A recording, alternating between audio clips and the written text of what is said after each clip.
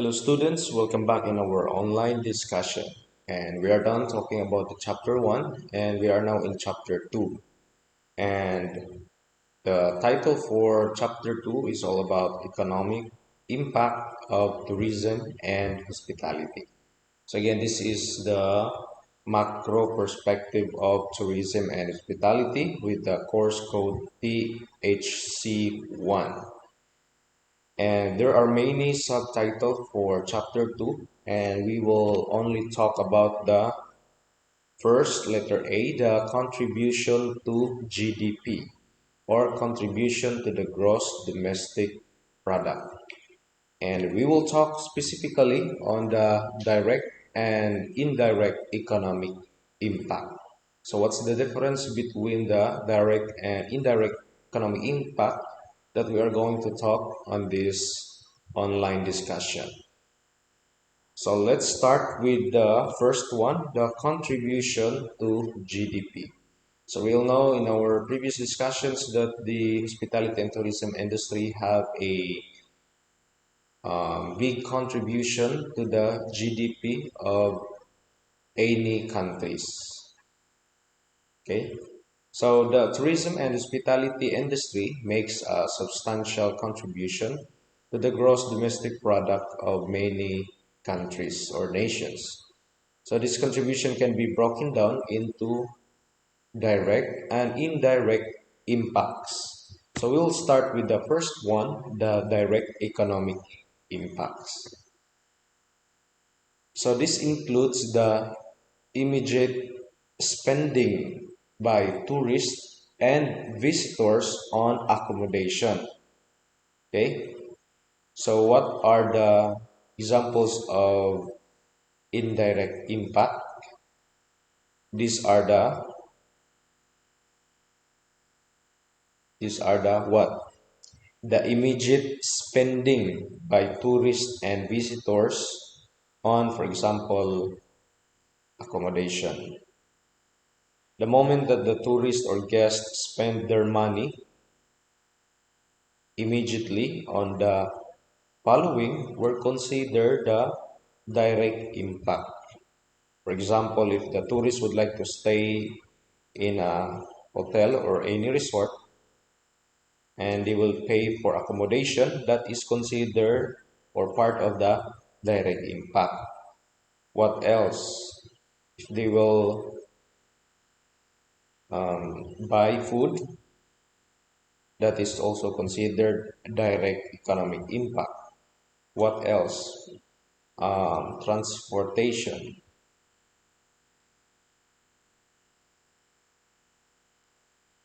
Transportation.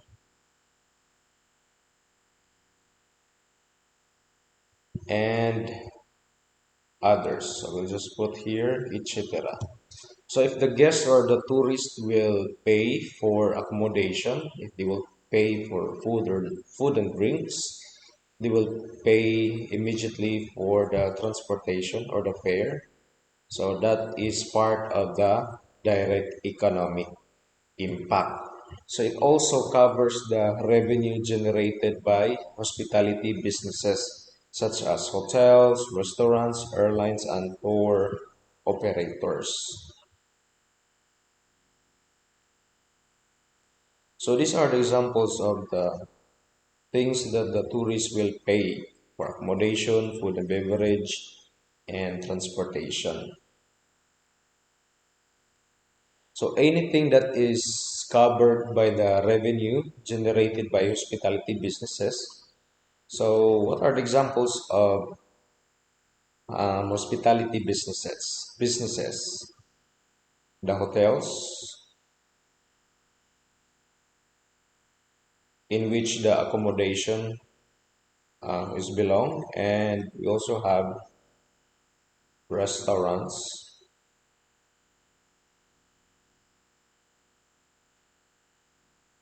in which the food and beverage um, are also belong, and also for the transportation, the airlines.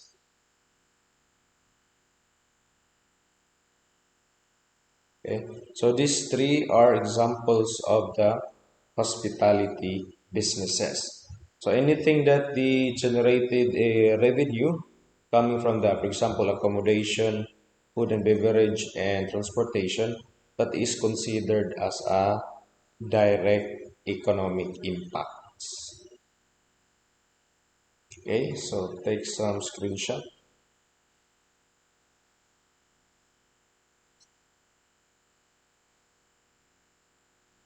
So the direct economic impact is relatively easy to measure and quantify as it represents the money spent directly in the industry.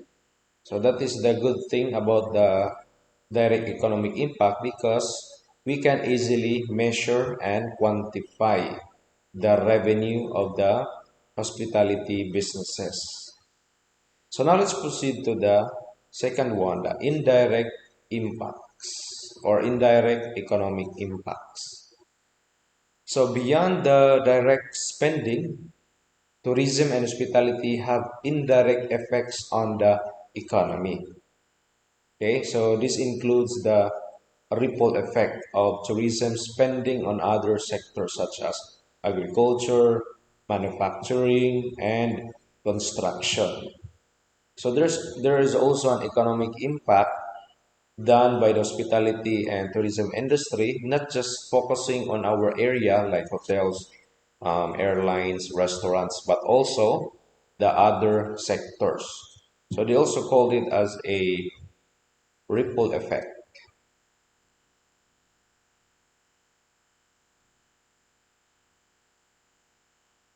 Ripple effect, or they also called it as a domino effect. So what do you mean by ripple effect? For example, if you will throw a stone on a river, okay? For example, you will throw a stone on a river, there will be a ripple effect. There are some small waves, okay? That is the effect of throwing stones. So these effects are the examples of the contribution of the tourist or the guest, not just spending their money on the hospitality businesses, but also to other sectors. Again, in our example, the tourists have this economic impact when they buy some food and beverage, or if they will stay in a particular hotel, or if they will have this transportation. And there is a ripple effect in which the other areas or other sectors also contributed on this spending of the tourists. So what are the examples of sectors that is also receives benefits from the tourism and hospitality? The agriculture, the manufacturing, and construction. For example, if there are many tourists in a specific place, so it encourages developing or creating a products. So there is also a contribution to the manufacturing and also constructions. Based on our example in our previous discussion, there are also benefits received from the other sectors. So if there are many tourists that will arrive on a specific place, there is also a development of any places. So there are construction of other buildings, okay, that surrounded with the tourist attractions. So that is considered as a indirect economic impact. There is a ripple effect. The tourists have a single um, shall we say goal or aim to spend money or to enjoy the different um, tourism, like for example, ecotourism and other business tourism and etc. There is also a ripple effect. The other sectors also affected positively because of the tourism or hospitality activity. So that is considered as a indirect economic impacts. So another example is when a tourist buy locally produced goods or services, it stimulates economic activity in these sectors. So I can also observe here in, for example, in Anda, because of these wonderful beaches and they also have many resorts, so it will attract more tourists that will visit in Anda. And that is a good opportunity for the entrepreneurs or small businesses to sell products and services. So they are also benefited because of tourism and hospitality or tourism activity. So that is also called as a ripple effect. And additionally, the industry creates jobs in various support services like cleaning, maintenance, and transportation, contributing further to GDP or gross domestic product. There are more, for example, tricycles, rental vans, rental motorcycle. That is also one of these opportunities. So there are, so it means that it will create jobs in various support services. Okay, so that is considered as a indirect economic impacts. I hope it is clear. So let's proceed to number two, employment generation. So tourism and hospitality are labor-intensive industries and creating jobs for millions of people worldwide. So there are many job opportunities if you were graduate in hospitality and tourism management. Just like for example in the cruise ship, there's a lot of um, passengers in a big cruise ship, and it is expected that they also needs bunch of employees that will work on the cruise ship. Okay, so again, the tourism and hospitality are labor-intensive industries because it creates jobs for millions of people worldwide. So jobs are not limited to traditional positions in hotels and restaurants, but also extend to various services providers such as um,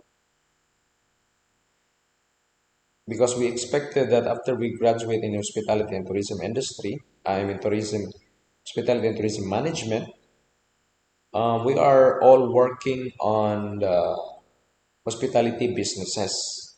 But because of hospitality and tourism industry, especially booming in a specific place, there are also job opportunities even outside in our field. For example, um, tour guides, like what I have give an example in our face-to-face class in the Balikasek Island. So we'll know that the graduate of the tourism management expectedly will work on the tourist spots or tourist attractions, and possibly that they will also become a tour guides. But other tourist attractions, specifically found in rural areas, the local community will uh, possibly they will have this opportunity that they will become a tour guide, even though they will not they are not graduate in a 4-year course of, for example, tourism management. So there are many job opportunities even in the local community. So that is the good thing about tourism and hospitality. What else? Not just tour guide, but also taxi drivers, because there is a transportation involved. So there are also, it will also generate employment. Okay, taxi drivers. The more many tourists, the more they need more taxi. So the taxi will um, operated by the taxi drivers. Not just taxi drivers, but also other different jobs. Okay, so both direct and indirect employment opportunities are significant factors in the economic impact of the industry. So when we say direct, anything that is directly in our field, hospitality and tourism. And if it is indirect, that is other sectors. Okay, other sectors. For example, direct employees in the hospitality. When we say direct, it is the hoteliers, food attendant, etc. Indirect, for example, are taxi drivers. Okay, I hope that's clear. Number three, foreign exchange earnings. So tourism often involves international travelers.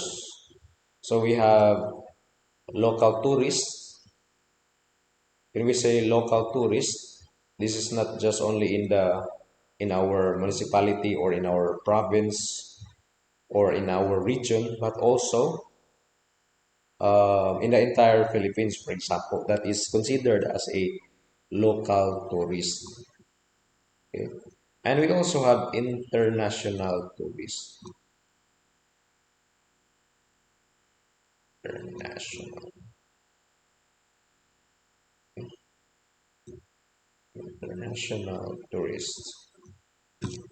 We also have international tourists, which means that a significant portion of the revenue generated by the industry comes from foreign sources.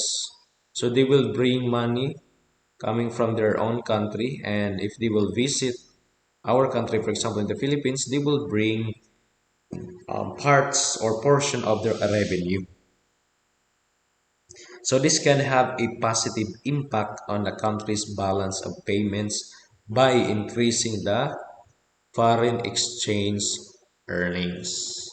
Okay, so that is the advantage also of hospitality and tourism industry. We help the government or our economy to increase because the international tourists will visit in our country and they will bring their money. Number four, infrastructure development. The need to attract tourists often drives infrastructure development in a region. So we discussed also this in our previous discussion. So it will attract um, infrastructure development in a particular place. For example, there are many tourists. For example, in our province in Bohol, we have this new airport in Panglao. And one of the reasons because we have many tourists specifically that will visit in Panglao. So in our previous airport that is located in the city, in Tagbilaran City. But recently, the government decided to put the new airport in Panglao because there are many tourists that will visit in Panglao. What else? So that is an example of infrastructure development, not just the airport, but also the roads. So the government also develop or enhance the roads in which there are many tourists, either local tourists or international tourists, that will use these roads. So there will be a possible infrastructure development and also the public transportation. Okay, so we'll just write transport here. Also the public transportation. As we can observe also in the Panglao International Airport, they provided a bus. Okay, so there are many um, public transportation developed or enhanced because of these tourists. Not just public transportations, but also cultural attractions.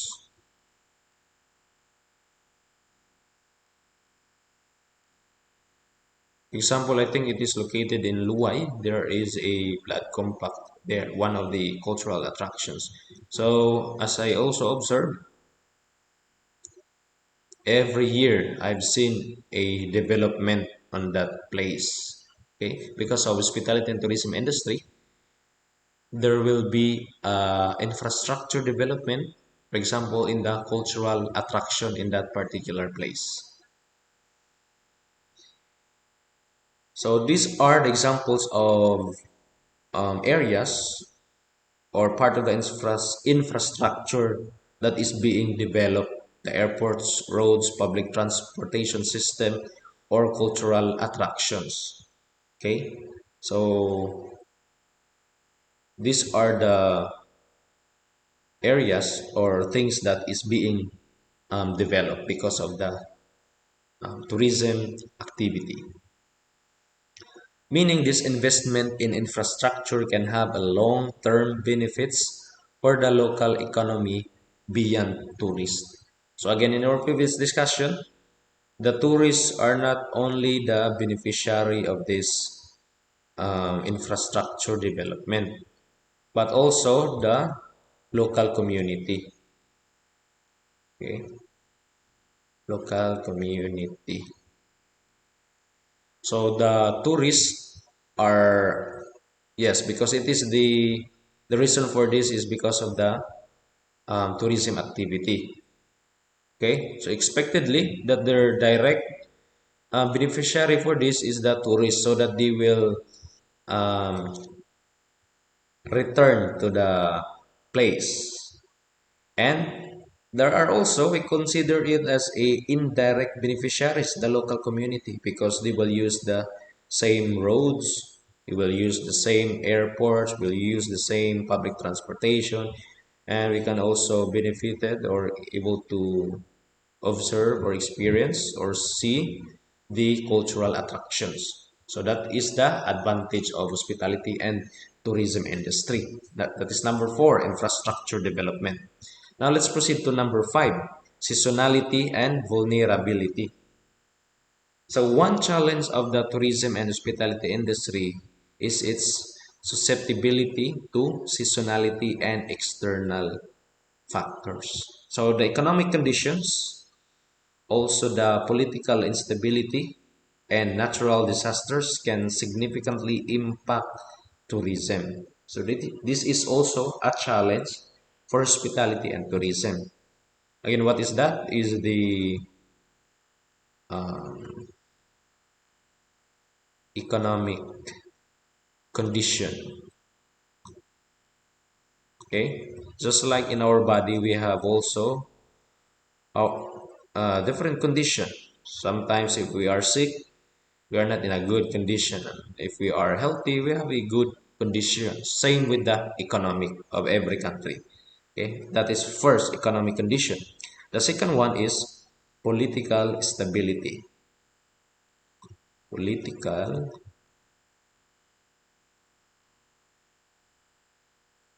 instability.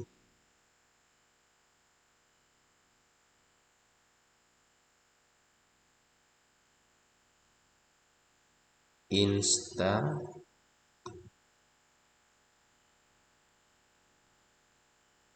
instability. So we can also observe in your different municipality. If there's a certain, for example, mayor, they have this group of people, okay? And then if they are win in a particular what was this a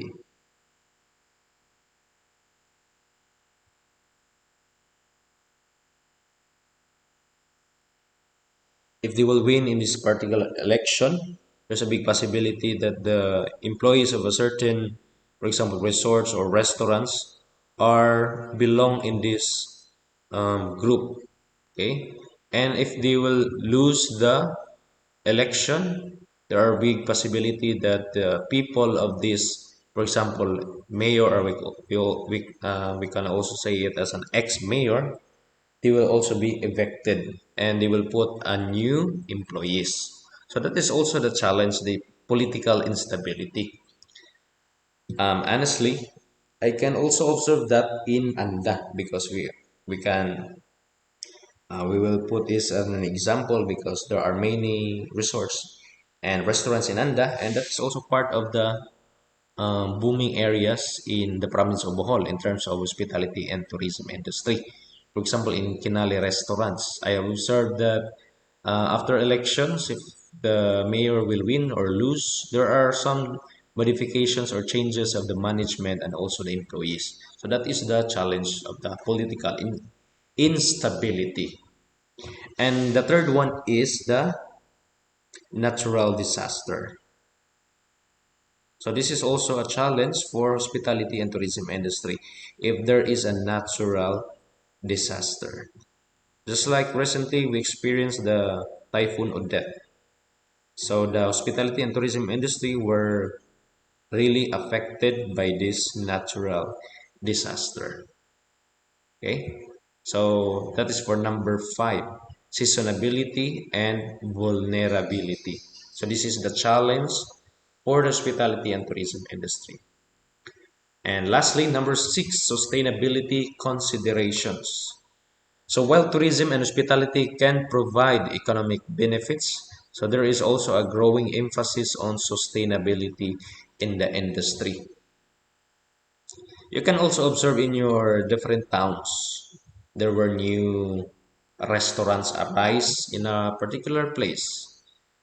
Okay, there are many customers, there are many guests that will visit, many guests will check in, or many customers will buy foods and services on the new opened business.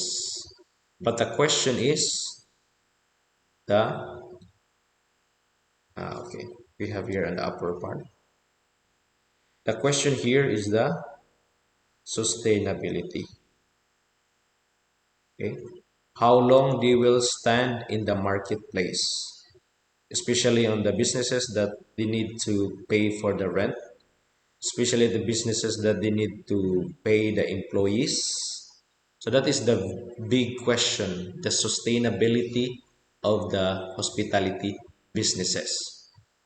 Even if in the opening of your business it is booming, the big challenges is after, for example, 4 months or 6 months or a year, though the business can able to maintain this revenue or this business hospitality businesses can able to sustain in a long term. That is the big question. So sustainable tourism practices aim to minimize negative environmental, social, and ensuring that economic benefits are balanced with responsible stewardship of resources. Okay. So for example, if you are have these tourist attractions, for example, in our previous discussion, the ecotourism, for example, in the I think Valencia, we also have this whale shark. I don't know or I forget this name of this town. There's a new whale shark. Um, this is part of the ecotourism. That is also their consideration. Are they able to sustain are they able to keep this whale shark will visit on this um, in this town, in this particular town. I forget this name of the town. I think Valencia or Lila or Luay or Lila. I think Lila. Lila ba? So the important here is, are they able to sustain this, for example, tourist attractions or hospitality businesses? Okay. So we are done and we will proceed to the conclusion. So the tourism and hospitality industry have this substantial and multifaceted economic impact. So they contribute to the, again for the recap, they contribute to the GDP, gross domestic products, through what? Direct Okay, and also we also have indirect. Directly in our field in hospitality and tourism, and indirect with the other sectors. Okay, that also have these positive impacts. What else? It creates jobs, stimulates foreign exchange earnings, and drive infrastructure development. So that is the summary of our discussion on chapter 2, subtitle number 1. However, it's important for the government and the businesses in the sector to manage growth sustainably and diversify their economies to reduce vulnerability to external shocks. So the government and also the businesses, or we also call it as a private, okay, must go hand in hand. We need to have this teamwork or help each other to manage the growth sustainably and diversify their economies to reduce vulnerability to external shocks. So, next time or next online discussion, we will talk about the employment generation. And specifically, we will talk about the jobs in various sectors, seasonal versus permanent, and employment. Okay. Again, in our lecture for this online discussion, we talk about the contribution to the GDP, the contribution of the hospitality and tourism to what? To the GDP, to the gross domestic product. So in our next online discussion, we will talk about the employment generation. Okay. So I hope that you have learned something from this video, and don't forget to answer the evaluation quiz. Bye bye.